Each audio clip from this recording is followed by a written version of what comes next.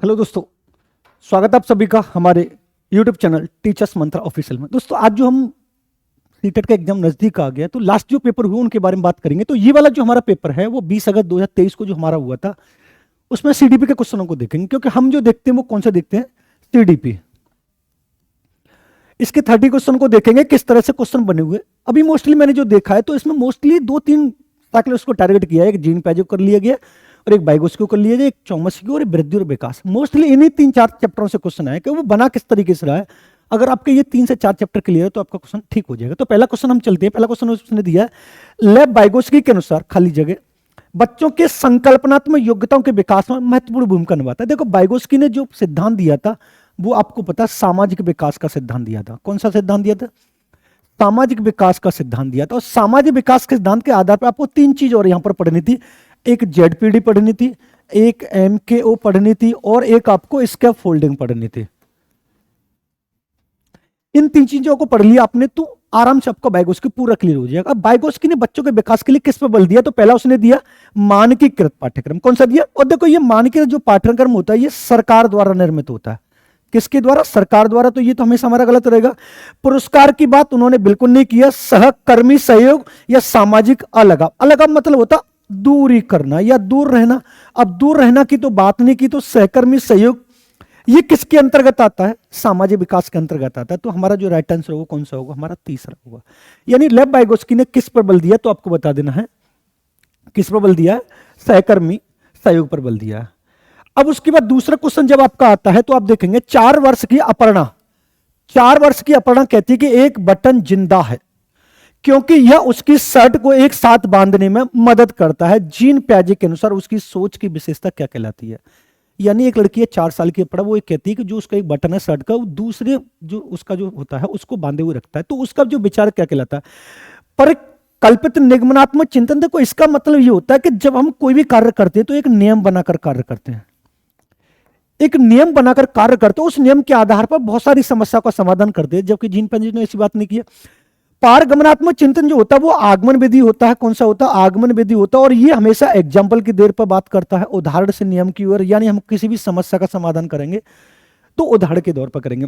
जीववादी चिंतन क्या होता है कि यहां पर ये वाली बात जो अब इससे कोरिलेट करते हैं किससे? जीन प्याजे से। तो इन्होंने बालक को एक नन्हा खोजकर्ता माना है। क्या माना है? नन्हा खोजकर्ता माना है, नन्हा वैज्ञानिक माना है और नन्हा अन्वेषक माना है।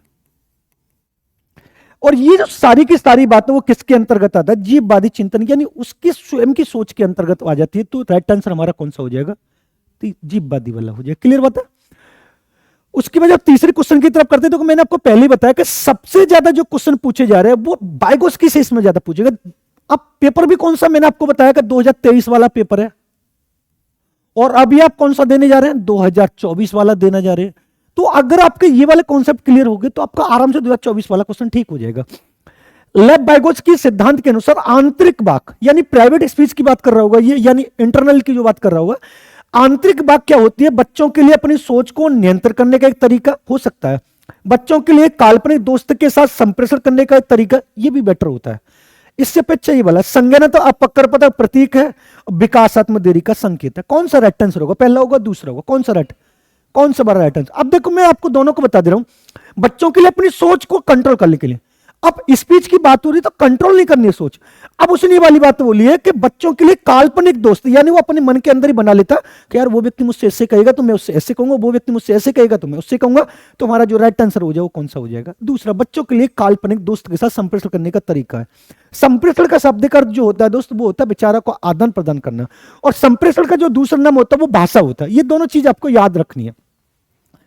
उसके बाद चलते हैं नेक्स्ट क्वेश्चन की तरफ। तीसरा क्वेश्चन जो हो गया हमारा, चौथा क्वेश्चन जो आता है, देखो यहां पर ये वाला क्वेश्चन मैंने अपनी क्लास में बच्चों को बहुत अच्छी तरीके से बताया कि हार्वर्ड गार्डनर ने 9 प्रकार की बुद्धि बताई। अगर आपने इनको ढंग से पढ़ लिया तो आपके 2 से 3 क्वेश्चन हो जाएंगे। हार्वर्ड गार्डनर की बात हो रही के अनुसार एक दर्शन शास्त्री के पास कौन सी प्रकार की बुद्धि और एक मूर्तिकार के पास अब किस प्रकार की बुद्धि की मात्रा अधिक होती है? यहां पर एक बात यह समझ में आनी है कि जब हार्वर्ड गार्डनर ने बुद्धि बताई तो उन्होंने 9 प्रकार की बुद्धि बताई थी। कितने प्रकार की बुद्धि बताई थी? 9 प्रकार की। और इसमें भी मैंने आपको एक तो बताई थी स्थानीय बुद्धि, एक बताई थी शारीरिक बुद्धि, एक मैंने आपको बताई थी इंट्रापर्सनल बुद्धि, एक मैंने आपको बताई थी इंटरपर्सनल बुद्धि,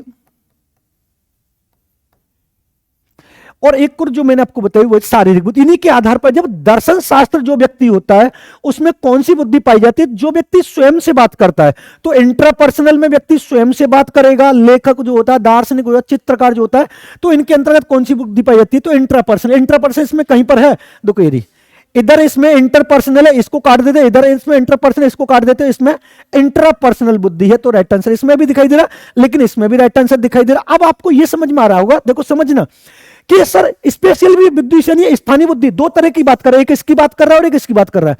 सर स्पेशल इसमें भी और इसमें भी, लेकिन आपको समझना क्या है, वो पहले पूछ किसकी रहा है, दर्शन शास्त्री इंट्रापर्सनल की बात कर रहा है, तो ये तो दूसरे नंबर पर इंट्रापर्सनल है, यहां पर ये पहले नंबर पर इंट्रापर्सनल है, और दूसरे नंबर पर मूर्तिकार जो स्थानीय बुद्धि जो होती है, जो आकाश से अंतरिक्ष में पाई जाती है, मूर्तिकार जो होती है, तो हमारा जो राइट आंसर हो जाएगा वो कौन सा हो जाएगा, डी राइट। अगर वो ये वाली पहले लेता और ये वाली बाद में लेता तो हम इसको स्पेशल पहले बाद में बोलते, बोल इंटर बाद में बोलते, लेकिन उसने पहले पूछी कौन सी है, दर्शन शास्त्र वाली, और दूसरी कौन सी पूछी है, मूर्तिकल वाली। तो पहले हमें दर्शन शास्त्र वाली, अंतर्व्यक्त और दिक् स्थान को जिस कौन सी बोले स्थानीय बुद्धि वाली बुद्धि कहा जाता है। क्लियर बात है? तो इसका राइट आंसर कौन सा हो जाएगा हमारा। नेक्स्ट क्वेश्चन की तरफ चलते,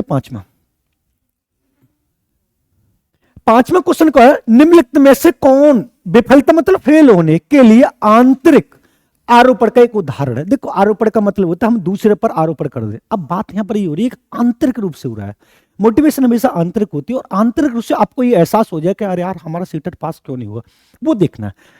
आरोपण मतलब दूसरों पर, मैं परीक्षा में फेल होगा क्योंकि मेरे दोस्त मेरा ध्यान भटका रहे, हमें स्वयं की बात करनी है, ये तो दूसरों की बात कर रहा है। मुझे निम्न ग्रेड प्राप्त हुआ क्योंकि शिक्षक कठोर तरीके से आंकते, ये भी शिक्षक पर आरोपित कर रहा है। मैं परीक्षा में फेल होगा क्योंकि मैंने पर्याप्त पढ़ाई नहीं की है, ये स्वयं के ऊपर आरोपित कर रहा है। शिक्षक के पक्षपात ये भी गलत कर रहा है, तो राइट आंसर कौन सा होगा, हो गया क्लियर बात है। तो राइट आंसर कौन सा हो गया हमारा, तीसरा राइट आंसर हो गया। क्लियर है, आपको समझते चलना का क्वेश्चन कहना क्या चाह रहा है।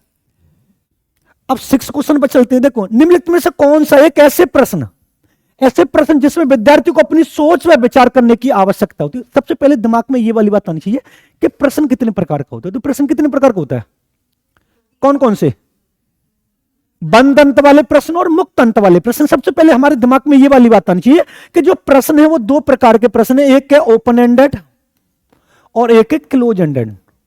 अब ये बात कैसे कर रहा है, अपनी सोच पर, विचार, जो विचार पर डिपेंड होता है वो कौन सा होता है, और जो सोच यानी ओपन एंडेड जो क्वेश्चन होते हैं वो ऐसे होते हैं जिनका प्रश्न एक से अधिक होता है, और क्लोज एंडेड वो होते हैं जिनका आंसर पहले से फिक्स होता है। तो यहां पर देख लेंगे 4 ऑप्शन में से एक ऑप्शन ऐसा होगा जो आपको ज्यादा से ज्यादा प्रकट करने पर बल दे रहा होगा। पहला, कक्षा की शुरुआत से क्रियाओं के उपयोग के बारे में आपकी समझ कैसे बदल दी है, ये वाला ठीक है भाई, ठीक है। वाक्य में संज्ञा और क्रिया के बीच क्या संबंध है, एक ही संबंध होगा तो इसको तो वैसे हटा देने। क्रिया की परिभाषा दो, एक ही परिभाषा होगी। आप क्रिया को वर्तमान काल में कैसे बदल सकते हैं, कक्षा के शुरुआत से क्रिया के उपयोग के, यानी जब से शुरू क्लास हुए साहब इतना बिहेवियर चेंज करता है ये लड़का कि पूछो मत, चेंज कर रहा है तो बहुत सारे व्यवहार विचार आएंगे। तो राइट आंसर कौन सा होगा। अब यहां पर एक चीज और मैं आपको बता दूं, हम इस वाले को अपसारी भी बोल सकते हैं। क्या बोल सकते हैं, अपसारी, और इस वाले को हम क्या बोल सकते हैं, अभिसारी बोल सकते हैं।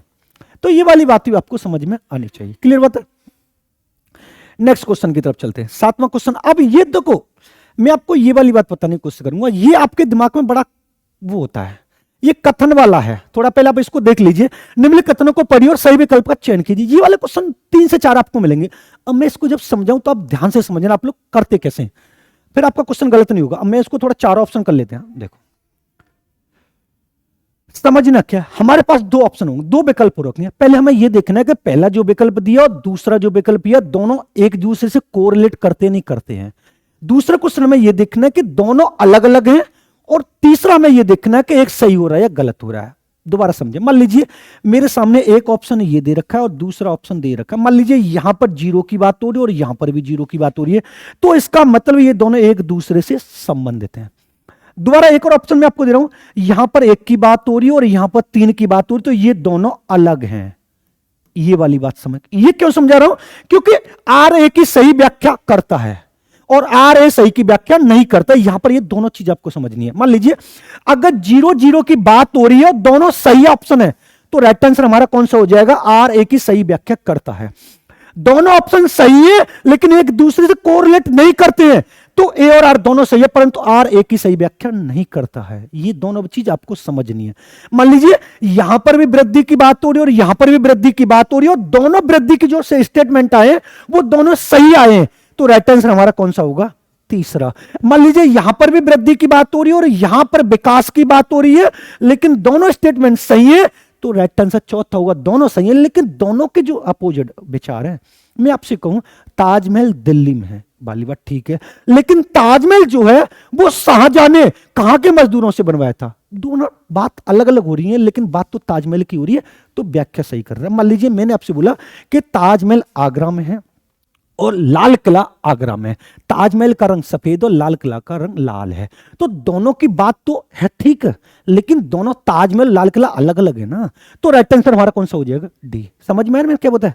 अब समझते हैं इसको आंसर कैसे करते हैं। देखो उसने बोला बहुत कम उम्र में दुनिया भर में अधिकांश संस्कृतियों में लड़कियां गुड़ियों को खिलौने के रूप में चुनती हैं जबकि लड़के कारों के साथ खेलते। ये बिल्कुल क्लियर बात है, सही बात है, ये वाली बात हमारी बिल्कुल सही कथन है। बच्चे किसी विशेष संस्कृति की अपेक्षाओं के आधार पर एक लड़के लड़की के लिए उपयुक्त माना जाता है, ये भी बात ठीक है। मान लीजिए हम गुड्डा गुड़िया की लड़की जब करते तो उन दोनों की शादी भी करवा देते। लड़का जो कार लेके आता है तो वो अपना चला के देखता क्योंकि वो आगे की फ्यूचर दिख रहा है। दोनों ठीक है। अब देखो यहां पर बात किसकी हो रही है? संस्कृति की बात हो रही है और यहां पर किसकी बात हो रही है? तो इसका मतलब दोनों ठीक है और ये वाला इसकी सही व्याख्या कर रहा है, तो राइट आंसर हमारा कौन सा हो जाएगा? अगर यहां पर संस्कृति की बात होती है और यहां पर किसी और की बात होती है लेकिन ऑप्शन ये वाला भी ठीक होता तो फिर राइट आंसर कौन सा लगाते हम? चौथा। कॉन्सेप्ट क्लियर हुआ दोनों का? राइट आंसर हमारा कौन सा होगा? एक और अभी और क्वेश्चन आएंगे तब आपको और बताते चलेंगे। Next question. अब देखो एक और कथन वाला आ गया। अब दोबारा समझा, निम्न कथनों का सही विकल्प चयन कीजिए। ये वाला भी कथन आ गया, इसको भी समझना। अब देखो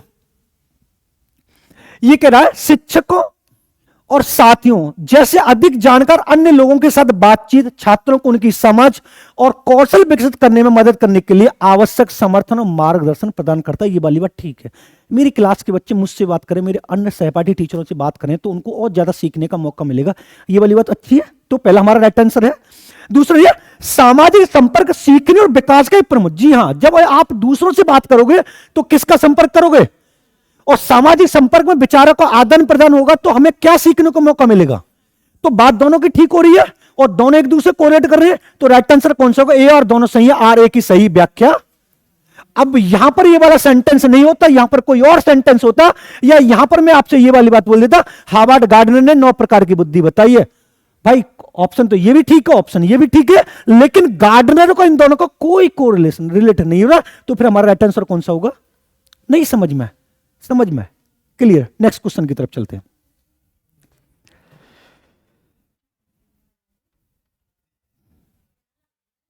लेब-वाइगोत्स्की के अनुसार, अब लेब-वाइगोत्स्की के अनुसार भाषा विकास संज्ञान विकास को सुगम बनाता है। सामाजिक कारक भाषा विकास को प्रभावित करते हैं परंतु संज्ञान विकास को नहीं।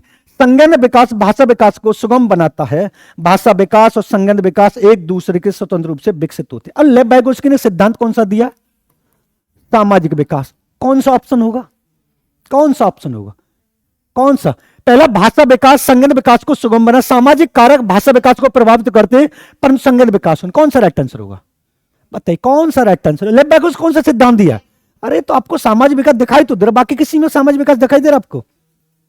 ठीक हो गया। Next question. Lawrence Kohlberg.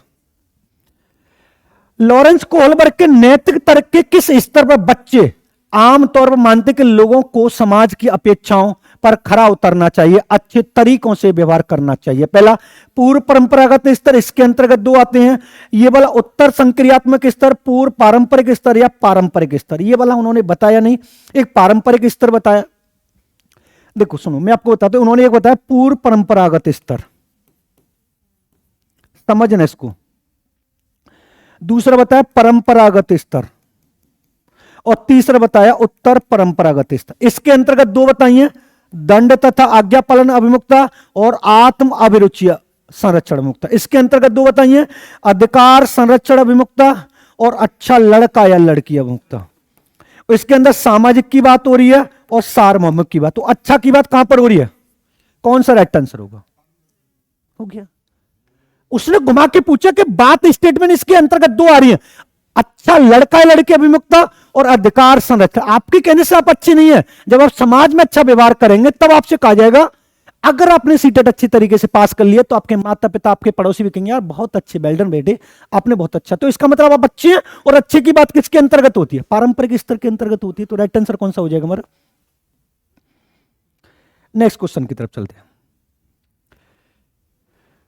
बच्चों में समस्या समाधान कौशल को बढ़ाने के लिए निम्नलिखित में से कौन सा एक प्रभावी तरीका। समस्या समाधान मतलब आपको ज्यादा से ज्यादा समस्या बोल जाए, क्रिएटिव कार्य दिया जाए और आपको ज्यादा से बोलने का मौका दिया, तब आपको उन्हें बुद्धि मंथन करने और सहज अनुमान लगाने के अवसर देना। हो सकता है ये वाला, हो सकता है, देखना अवसर दे रहा। स्वतंत्र चिंतन को हतोत्साहित करेंगे, हतोत्साहित कहते शब्द है तो इसको तो वैसे ही हटा देते हैं। कठिन समस्या कैसा है, बचने के लिए होना, बचने के लिए नहीं, अगर उनसे सामना करने के लिए बोलते तो ठीक रहता। उन्हें समस्याओं का समाधान तैयार उपलब्ध करना, पहले बता दे कि लो आंसर की सीटेट क्या पढ़ लो रट लो, ऐसा भी ना। तो राइट आंसर हमारा कौन सा हो जाएगा, पहला राइट आंसर हो जाएगा। क्लियर। नेक्स्ट, समझना अनुभवात्मक अधिगम किस पर बल देता। मतलब एक बात समझिए, अगर आपका पढ़ाने का तरीका ऐसा है कि आप एक शब्द को बहुत सारे अर्थों में समझा सकते हो, तो आप में कौन सा अधिगम है। अगर मैंने आपको बताया कि सृजनात्मक को हम रचनात्मक, क्रिएटिविटी, अपसारी, मौलिकता, मस्तिष्क झंझावत इतने नामों से जानते हैं, तो आप में एक्सपीरियंस है। क्योंकि एक व्यक्ति को पढ़ाने के लिए ज्ञान से ज्यादा अनुभव का होना बहुत जरूरी है। अनुभवात्मक अधिगम किस पर बोलते हैं, एक प्रक्रिया के बजाय अधिगम के एक उत्पाद के रूप में। उत्पाद मतलब बस आप पास कर ले, डिग्री कहीं से खरीद लाओ, ऐसा ना सब, तो इसको तो हटा देते हैं। बच्चों के अधिगम पर शिक्षक के नियंत्रण, अच्छा शिक्षक का नियंत्रण हो सकता है। सीखने में पुनर्बलन की भूमिका, ये हो सकता है। आलोचनात्मक प्रतिबिंब के महत्व, ये भी कटा, ये भी कटा, राइट आंसर कौन सा होगा। अब आलोचनात्मक क्या होता है कि आपको सीखते समय आपकी कमियों को भी ध्यान में रखना है और आपकी अच्छाइयों को भी ध्यान में रखना है। तो आलोचनात्मक करेंगे, यार पहली बार मैंने गलती ये वाली करी थी सीटेट में, अब की बार ना करनी, तो अनुभव बोल रहा है ना आपका। तो राइट आंसर कौन सा होगा, आलोचना। आलोचनात्मक किसी व्यक्ति की अच्छाई और बुराई दोनों पहलुओं को ध्यान में रखते हुए उसके वर्तमान स्तर का वर्गीकरण करता है। नेक्स्ट क्वेश्चन की तरफ चलते हैं। फिर देखो कथनों वाला आ गया। कथनों को थोड़ा समझना, मैं आपको बहुत अच्छे तरीके से बता रहा हूं। कथनों को पढ़ियो, सही विकल्प। शिक्षकों को सार्थक वातावरण बनाना चाहिए जिससे सभी बच्चों की सक्रिय भागीदारी, और ये वाली बात ठीक है, सही पॉइंट हमारा। सभी बच्चे आंतरिक रूप से सीखने के लिए प्रेरित होते हैं और सीखने में सक्षम होते। दोनों बात सही है, दोनों पॉइंट सही है। तो बात कौन सा, ए सही है, आर गलत, ए आर दोनों गलत, ए और दोनों सही, आर ए की सही। देखो दोनों कोरिलेट कर रहे हैं। अगर आपको समझ में ना पूछ लेना, मैं पहले ही बता रहा हूं, क्योंकि आपको 3 से 4 क्वेश्चन मिलेंगे। नेक्स्ट क्वेश्चन, निम्नलिखित में कौन सी प्रक्रिया अधिगम के दौरान योगदान नहीं देती है। मतलब सीखते समय कौन सी प्रक्रिया योगदान नहीं देती है। संगठन को ऑर्गेनाइजेशन करना, मतलब हम डाटा कलेक्ट करते हैं, यानी उसको जोड़ना या संगठन करना, तो ये वाली बात भी ठीक उन्होंने बोली है। उनको बांट के भी देख सकते हैं कौन सा डाटा हमारे लिए संबंधित है, और अपने विचार भी प्रकट करते हैं। उन्होंने कौन सा राइट आंसर माना है। गैर प्रासंगिकरण होता है वो जीवन के वास्तविक पहलू से संबंधित होता है, जो सीखने की प्रक्रिया के बाहर से संबंधित होता है। मान लीजिए अभी सीटीडी पढ़ा रहा हूं मैं, और अभी सीजीएल के क्वेश्चन आंसर कराने लग जाऊं, भाई मानते सीजीएल भी पढ़ेंगे, लेकिन अभी तो सीटेट पढ़ रहे हैं ना। अभी जो प्रासंगिक हो, जो उससे संबंधित हो, उसको पढ़ाइए ना। तो गैर प्रासंगिकरण इसके अंतर्गत नहीं आएगा। वैसे ये वाला राइट आंसर उन्होंने रखा हुआ है। देखो निम्नलिखित में से कौन सा स्थूल गतिक कौशल, अच्छा मैंने आपको गतिक कौशल कितने प्रकार के पढ़ाए, 2 प्रकार के पढ़ाए, एक सूक्ष्म पढ़ाया और एक स्थूल पढ़ाया। देखो एक होता सूक्ष्म, और सूक्ष्म मीन्स क्या होता है, छोटा, और स्थूल मीन्स क्या होता है। अब इन दोनों कार्य को करते समय हम किसका प्रयोग करेंगे, शरीर का प्रयोग करेंगे।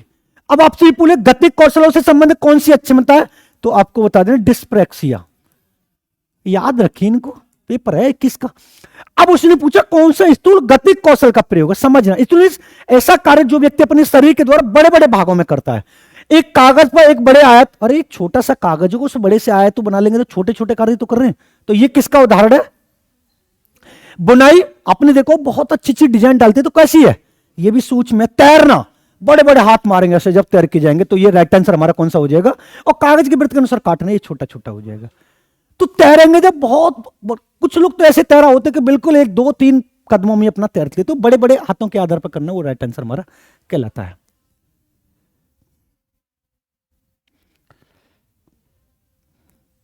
ये वाला क्वेश्चन में आप लोगों को, भौतिक वृद्धि का मतलब क्या होता है, शारीरिक वृद्धि। और विकास जो होता है, विकास जो होता है वो संज्ञानात्मक और संवेगात्मक सामाजिक संबंध है। विकास है कौन से सिद्धांतों का पालन करते हैं, तो मैंने आपको बताया वृद्धि और विकास का क्रम कितने प्रकार का होता है, 2 प्रकार का, समीपस्थ, दूरस्थ, शीर्षगामी और ये सिर से पैर की ओर। विभेदीकरण मैंने आपको नहीं पढ़ा। एकीकरण ये सिद्धांत है, जबकि हम पालन की बात कर रहे हैं। शीर्षगामी अवरोही, समीपस्थ और बाहरी समीपस्थ अवरोही, तो राइट आंसर हमारा कौन सा हो जाएगा, सिर से पैर की ओर और समीपस्थ दूरस्थ, यही तो पढ़ा है 2 मैंने। राइट आंसर तो मिल जाएगा ना आपको। एक भी ऐसा क्वेश्चन नहीं है जो आपकी कॉपी से बाहर हो, बशर्ते जे का आप लोगों ने पढ़ा हो। बात ही है ना। प्रारंभिक बाल्यावस्था में वृद्धि, ये बात कर रहा है 2 से 6 वर्ष की बात कर रहा है। वृद्धि और सोच के है, जबकि मध्य बाल्यावस्था में वृद्धि और वह सोच कौन सी होती है, तो 0 से 2 वर्ष और 2 से 6 वर्ष प्रारंभिक बाल्यावस्था में वृद्धि और सोच। ये कौन सा, धीमी है, तार्किक, स्थिर, आत्म केंद्रित है। धीमी कुछ हद तक आत्म केंद्रित, स्थिर है, तार्किक है। स्थिर है, कुछ हद तक आत्म केंद्रित है, धीमी और तार्किक है। स्थिर है, तार्किक, धीमी और आत्म केंद्रित। कौन सा राइट आंसर होगा इसका। प्रारंभिक बाल्यावस्था की बात कर रहा है और मध्य बाल्यावस्था की बात कर रहा है। मध्य बाल्यावस्था का समय कितना हो सकता है, तो आप समझ लीजिए 3 से 9 वर्ष हो सकता है, 6 से 9 वर्ष, सॉरी 6 से 9 वर्ष हो सकता है। तो कौन सा राइट आंसर हो सकता है, धीमी वाला, धारमे वाला। स्थिर का मतलब उसने ये वाली बात बोली है, वृद्धि और विकास जो 0 से 2 से 6 वर्ष जो होता है वो थोड़ा धीमे धीमे से बच्चे का हो सकता है, तो उसने जो राइट आंसर माना वो कौन सा माना, स्थिर को छत्ता आत्म के अंदर धीमी और तार्किक भी हो जाती है। ये वाली बात आपको समझ में आनी चाहिए। जीन प्याजे का क्वेश्चन बहुत अच्छा पूछा गया, देखो कौन सा क्वेश्चन पूछा गया। जीन प्याजे के अनुसार पूर्व संक्रियात्मक चिंतन की इसका समय जो माना गया वो कितना माना गया, तो आपको बताना है 2 से 7 वर्ष। विशेषता में से एक है जो किसी स्थिति के एक पहलू पर ध्यान केंद्रित करने और दूसरों की अपेक्षा, एक होता है उपेक्षा, उपेक्षा मतलब होता है बुराई करना, और इसके साथ में एक आता अपेक्षा, उससे कुछ लगाव रखना, इसको क्या बोलते हैं, और ये क्या होता है बुराई। तो प्रवृत्ति को संदर्भित करता है, इसको करना केंद्रीकरण की बात कर रहा है। वो किसकी बात कर रहा है, केंद्रीकरण की बात कर रहा है, कि जब हम किसी व्यक्ति के एक पहलू पर ध्यान केंद्रित करने के तो उसे केंद्रीकरण कहते हैं। क्लियर बात है। नेक्स्ट क्वेश्चन की तरफ चलते हैं। ये वाले क्वेश्चन मैं आपको बहुत बताता हूं। सीखने के लिए आकलन, सीखने के लिए आकलन वो होता है जब हम किसी कार्य को करते हैं तो बीच बीच में उसको हम चेक करते हैं। कौन सा, छात्र के प्रदर्शन की तुलना एक मानक, मानक कौन तैयार करता है, और सरकार रिजल्ट कराएगी। सीखने का आकलन तो ये तो वैसे ही हो गया, हटा देते हैं इसको। उन विद्यार्थियों की पहचान करना जिन्हें धीमे सीखने वालों के रूप में वर्गीकृत किया गया, वर्गीकृत कर सकते हैं, इसमें नहीं कर सकते। विद्यार्थी के प्रदर्शन का मूल्यांकन करना और ग्रेड करना, ग्रेड कौन कराता है, सरकार कराती है। विद्यार्थी को पृष्ठपोषण प्रदान करना जिसका उपयोग अधिगम में सुधार के लिए, सुधार का मतलब हम किसी कार्य को कर रहे हो बीच में चेक कर रहे हैं, तो राइट आंसर कौन सा हो जाएगा। देखो ये जो ग्रेड करना, मूल्यांकन करना, बांटना और मानक, ये सीखने का के आते हैं, क्योंकि किसी कार्य को पूरी से समाप्त करने के बाद और किसी कार्य को बीच में सीखते समय जो हम करते हैं तो उसका मतलब सुधार कर लेते हैं। मान लीजिए आप चाय बना रहे हैं, चाय बनाते हैं बीच में आपने चेक कर लिया तो पकी नहीं पकी, हथेली पर रख के थोड़ा चेक कर लिया, मीठी कम है थोड़ा चीनी और डाल दी, ज्यादा मीठी हो गई तो कुछ और उसमें ज्यादा दूध मिला दिए, तो ये सब क्या कर रहे हैं, बीच में सुधार ही तो कर रहे हैं। और ये सुधार किसके बीच में आता है, बीच में, तो बीच में कौन सा होगा, सीखने के लिए अकल। राइट आंसर कौन सा होगा हमारा, डी राइट आंसर होगा। कौन सा राइट आंसर होगा। नेक्स्ट क्वेश्चन की तरफ चलते हैं। किस आयु में बच्चे शब्दों के खेल में शामिल हो सकते हैं, ऐसे चुटकुलों और पहेलियों को पसंद कर सकते हैं जिनमें शब्दों का खेल शामिल हो। 1 वर्ष का तो बालक, मान लीजिए मैंने इसका एक क्रम पढ़ाया था आपको भाषा के अनुसार, कूकना, बड़बड़ाना, एक शब्द, 2 शब्द। अब इसका जो समय मैं आप बच्चों को पढ़ाता हूं 6 वीक होता है, इसका 6 मंथ होता है, इसका 1.5 साल होता है, और उसका 2 शब्द का 2 से 4 साल की बात होती है। तो यहां तक तो 2 शब्दों की बात हो रही है। अब बात यहां पर 1 वर्ष का, 3 वर्ष, और ये वाला हट गया, 2 तो हट गए। अब उसके बाद जब लंबे उच्चारण आएंगे तो फिर कौन सा बचता है हमारा, भाई कूकना में कितने साल का बच्चा है? 6 वीक का है। ये बड़बड़ा रहा है, मतलब कुछ समझ में आ रहा, कुछ नहीं आ रहा है, तो कितने वहां का बच्चा है? जब एक शब्द बोलेगा, मान लीजिए मम्मी बोला है, पापा बोला, कुछ भी बोला, पा बोला, कुछ बोला, तो कितने साल का बच्चा है? 1 1.5 साल का। दो शब्दों को बोला बोला मम्मी पापा बोला, तो अभी कहां है? 2 से 4 साल का बच्चा, लेकिन वो शब्दों के खेल में शामिल हो, चुटकुले, पहेलियां, तो बात कौन सा हो गया? 7 वर्ष हो गया।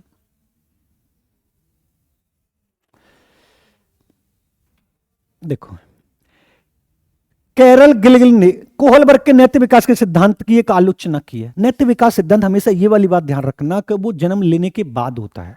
किसके बाद होता है? जन्म लेने के बाद। केस अध्ययन को अनुसंधान पद्धति के रूप में उपयोग करने के लिए ये वाली बात ठीक है। सामाजिक संज्ञान दृष्टिकोण ये वाला भी ठीक है। नारीवादी दृष्टिकोण कौन सा? आनुवंशिक कारकों को पर्याप्त महत्व न देना। कौन सा राइट आंसर होगा? डी राइट आंसर हो जाएगा। डी राइट आंसर होगा इसका। टी होगा, डी होगा। आनुवंशिक कारकों को महत्व न देने पर, अच्छा वो आनुवंशिक कारकों को महत्व नहीं दे रहा है, तो बस ठीक है, फिर तो कौन सा बच रहा है? नारीवादी दृष्टिकोण से क्वेश्चन ही वाला पूछा गया। अगर यहां पर आनुवंशिक कारकों को महत्व देता तो फिर वो वाला नहीं होता।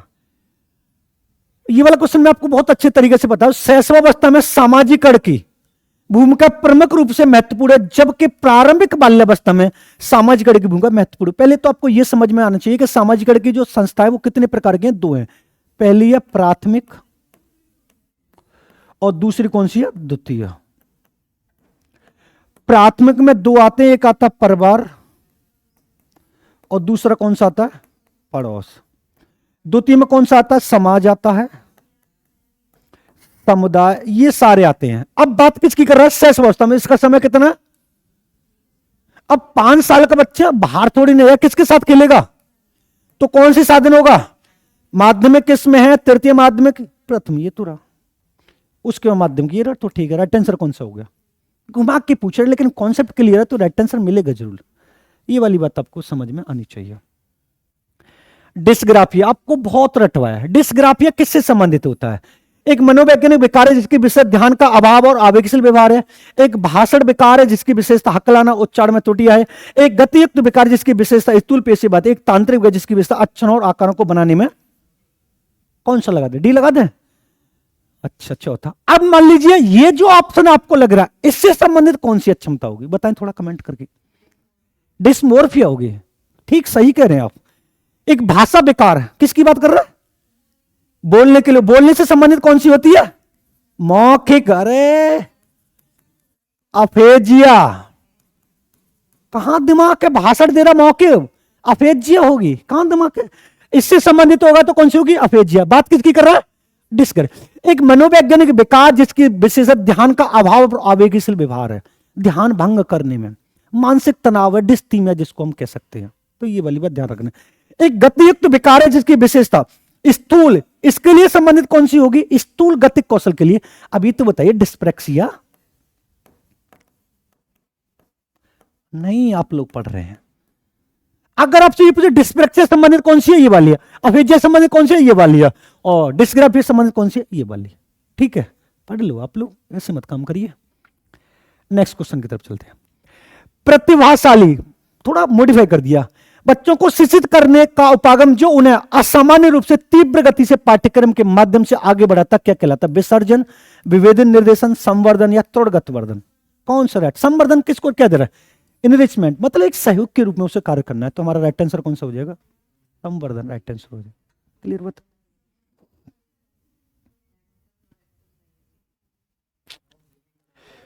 निम्नलिखित में से कौन से स्वालीनता वाले विद्यार्थियों की विशिष्ट विशेषता कौन सी? स्वालीनता ऑटिज्म जो होते हैं, जो अपने से संबंधित होते हैं।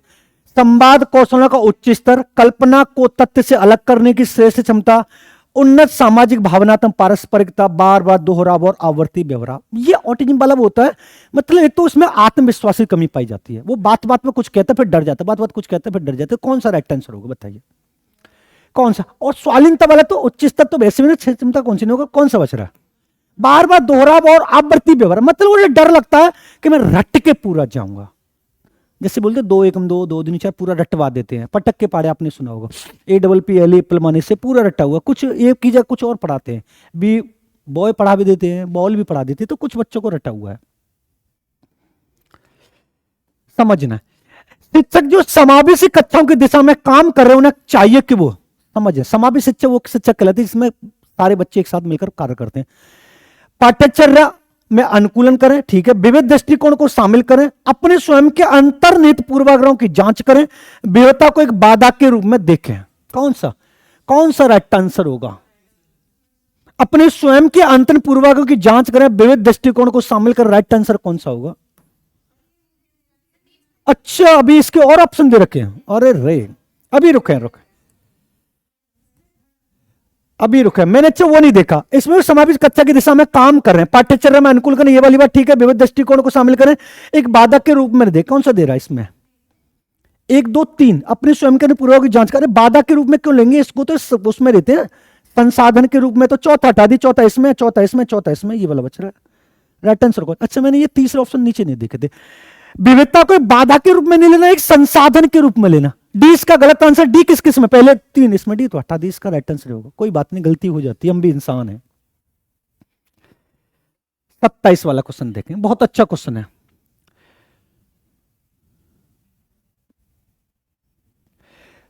छात्रों की सीखने की शैलियों में विविधता, बात तो उसी की फिर कर रही है। व्यक्तिगत भिन्नता की, समावेशी शिक्षा की विविधता की बात कर रहा है, घुमा के पूछ रहा है। को शिक्षण अधिगम प्रक्रिया में किसके रूप में लेना चाहिए?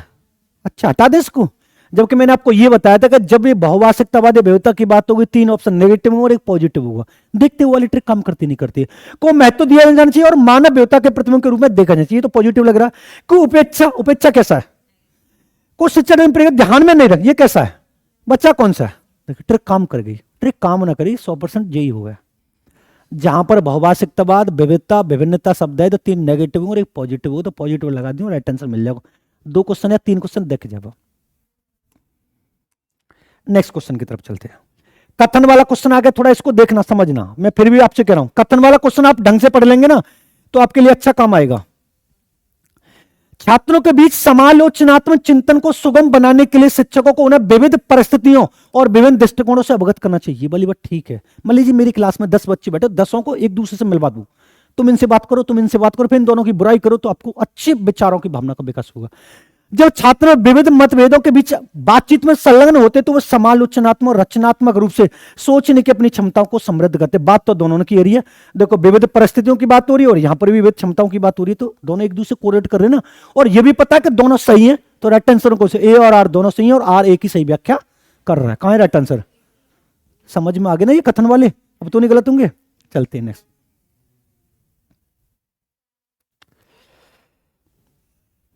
29 वाला क्वेश्चन देखना है। निम्नलिखित में से अधिगम का प्राथमिक लक्ष्य कौन सा होना चाहिए? मतलब सीखने का मुख्य कारण क्या होना चाहिए? आपके व्यवहार में परिवर्तन होना चाहिए। पहली बात तो ये ध्यान रखना। समालोचना चिंतन का विकास, ये तो सबसे ज्यादा। तत्व को रटना ना भैया। यंत्रवत को दूसरा नाम क्या होता है? रटना। प्रतिस्पर्धा का दूसरा नाम होता है प्रतियोगिता। क्या नाम होता है? तो ये करवा दे आप लोगों में ना करवाएंगे, तो ये भी गलत है, ये भी गलत। कौन सा राइट आंसर हो गया? राइट आंसर क्या करें आप लोगों का?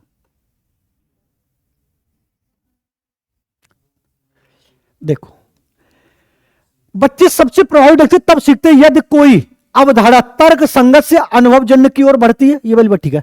सामान्य से विशिष्ट की ओर बढ़ती है, ये भी ठीक है। अमूर्त से मूर्त की ओर बढ़ती है, जटिल से सामान्य की ओर बढ़ती है। देख लो, अब पता ही आपका इसका राइट आंसर कौन सा है? ये इसका। अब पता किया, अगर आपको पता होगा तो मैंने आपको शिक्षण सूत्र पढ़ाए थे, 3 इधर से लिए थे और 1 इधर से लिए थे, तो ये उधर से तो लिया है, ये 3 उधर से लिए जो आगमन से निगमन और ये वाला था, और ये वाला सामान्य से विशिष्ट की ओर है। तो राइट आंसर हमारा कौन सा हो जाएगा? ये वाला राइट आंसर। ये था हमारा दोस्त सीडीपी का, ये था जो अभी 2023 में 20 अगस्त को हुआ था। आप अगर ढंग से आपने ये 3-4 चैप्टर भी तैयार कर लिए ना तो आपका पूर्ण तरीके से ये हो जाएगा। मिलते हैं नेक्स्ट वीडियो में। धन्यवाद।